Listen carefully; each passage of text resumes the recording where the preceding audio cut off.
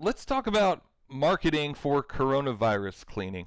The thing is, it's all over the media. If you go on Facebook, if you turn on the news at all, people are talking about it everywhere, jokes in high school, all over the place. So the thing to think about it from a marketing perspective is it's already the conversation going on in everyone's mind. So anytime something like that's going on, it's something you should think about joining onto and talking about. But the bigger thing about this is it's also very cleaning related, and we're in the cleaning business, right? Well, this is something on some level that you need to be thinking about, maybe even doing. We'll see. We're going to talk about that in just a second. But the thing to understand is it might be a good time to put out a press release, to put out a Facebook, social media message about this type of thing. And I'll give you some ideas for that in just a second. But first, let's think about, should you be doing, as a cleaning company, should you be doing any actual coronavirus cleaning? And maybe not. Why should you? Why shouldn't you? Now, I do know of companies right now that are restoration companies that already do trauma cleanup, and if you already are trained in how to do that type of thing, then you could pick up some pretty big jobs, mostly from commercial. I do know of a company that Ivan Turner actually told me about down in Louisiana that's doing a $190,000 wipe down, a disinfectant wipe down, basically for coronavirus actual prevention.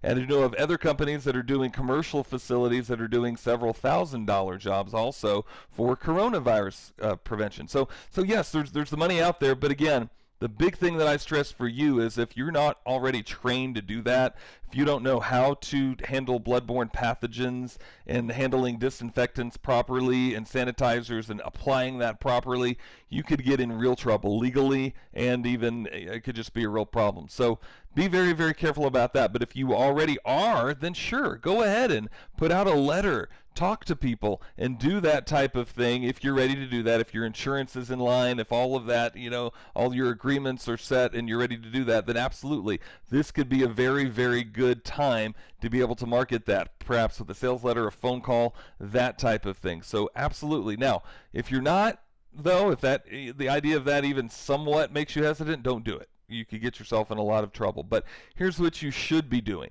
I'm actually flying tomorrow. I'm not very, frightened over the whole thing. I mean, sure, kind of concerned, taking a little bit of precaution, but I got a actual email from Southwest before the flight talking about all of the extra things they're going to be doing for prevention and for cleaning, actual cleaning. See, this is what we do, right? So why not?